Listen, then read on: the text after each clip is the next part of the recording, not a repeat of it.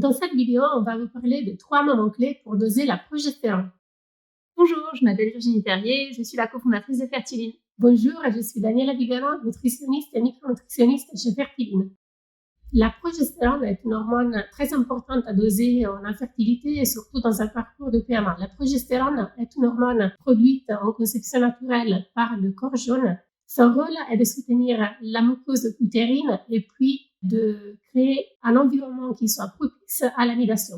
Un déficit en progestérone ou un déséquilibre entre les oestrogènes et la progestérone peut créer de nombreux symptômes, notamment un déséquilibre du cycle, une augmentation du risque de fausse couche, une augmentation du syndrome prémenstruel et c'est évidemment une cause d'infertilité. Le dosage de la progestérone est crucial dans un parcours d'infertilité, notamment lors de traitements de PMA. Cependant, il est important de doser à des moments très clés de vos cycles et de vos étapes de traitement. Et nous allons aborder ça tout de suite.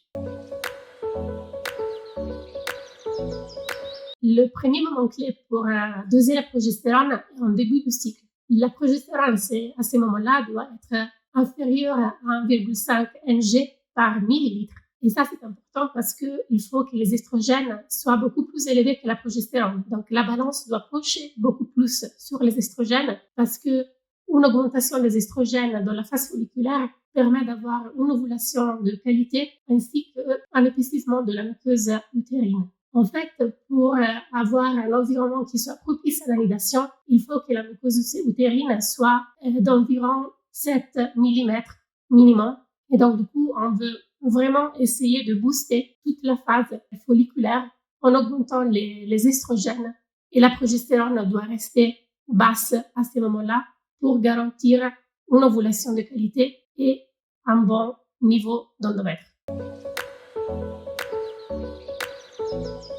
Le second moment clé pour doser votre progestérone lors d'un parcours de PMA, c'est le moment du transfert. Effectivement, au moment du transfert, vous voudrez avoir un taux de progestérone qui soit au-dessus des 15 nanogrammes par millilitre. Ce taux doit être maintenu que vous soyez sur un transfert sur cycle naturel ou sur cycle substitué, puisque la différence, c'est que sur cycle naturel, c'est principalement la progestérone que vous allez produire plus la progestérone d'ajout qui vont donner ce résultat, et sur un cycle substitué, vous ne produisez pas de progestérone, donc c'est uniquement la progestérone d'ajout qui va donner ce résultat des 15 nanogrammes par millilitre. Et donc, il faut s'assurer que cette quantité de progestérone soit suffisante puisque la progestérone joue un rôle très spécifique dans l'implantation. Elle va permettre d'amener suffisamment de sang dans l'endomètre et elle va participer fortement au contexte d'implantation de l'embryon.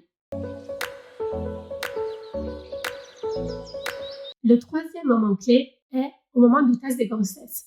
À ce moment-là, le niveau de progestérone doit être entre 20 nanogrammes par millilitre et 40 nanogrammes par millilitre. La fourchette est assez large. Le test de grossesse, en général, est réalisé entre 10 et 15 jours après la technique de PMA réalisée, et c'est selon la technique de PMA réalisée. Et il est important de doser la progestérone à ce moment-là pour vérifier qu'on produise suffisamment de progestérone ou que les hormones de substitution soient suffisantes.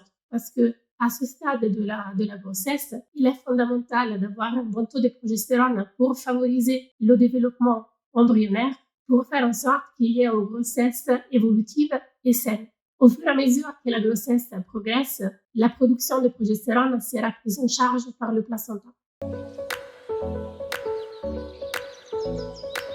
Si vous n'êtes pas actuellement en tentative de conception, que vous tentez justement une conception spontanée, naturelle, vous n'êtes pas en PMA, vous pouvez doser votre progestérone à 2 moments du cycle. Le premier, ce sera au début du cycle et le second moment, ce sera à J20, où là, on s'attend à avoir ce taux, en tout cas au-dessus des 15 nanogrammes par millilitre de progestérone. Donc un taux bas en début de cycle, un taux un petit peu plus haut au moment de l'implantation, qui serait autour de J20 du cycle. Et ça vous permet de voir comment naturellement votre cycle fonctionne, comment naturellement votre corps jaune est en capacité de produire de la progestérone. Dans le cadre de nos accompagnements, nous faisons souvent ce dosage simplement pour décider d'un mode de transfert, de savoir si on va par exemple transférer sur cycle naturel ou si on va transférer sur cycle substitué.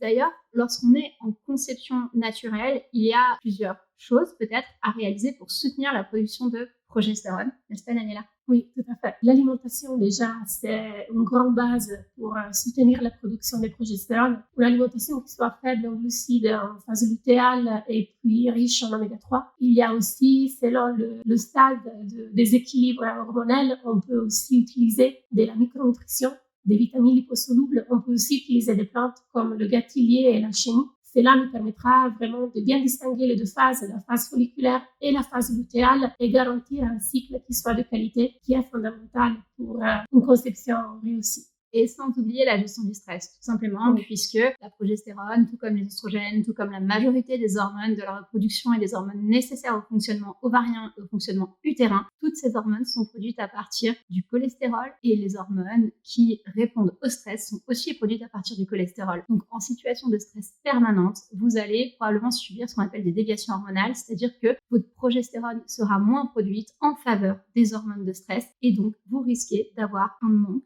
de progestérone en raison de ce stress chronique. Donc pour cela, il y a beaucoup d'outils qui permettent de réguler le stress, ou en tout cas les effets du stress. Si vous avez envie d'en savoir plus sur les solutions que nous pouvons vous proposer chez Fertiline, n'hésitez pas à réserver un appel d'orientation. Le lien se trouve dans la description. Cet appel est gratuit et pourra vous orienter sur les meilleures solutions dans votre situation. Si vous aimez nos contenus, n'hésitez pas à partager, liker et abonner à notre chaîne. Si cette vidéo vous a plu et que vous voulez comprendre davantage sur vos hormones et sur la PMA, je vous conseille d'aller voir cette vidéo sur analyser ses cycles, même quand on est en PMA.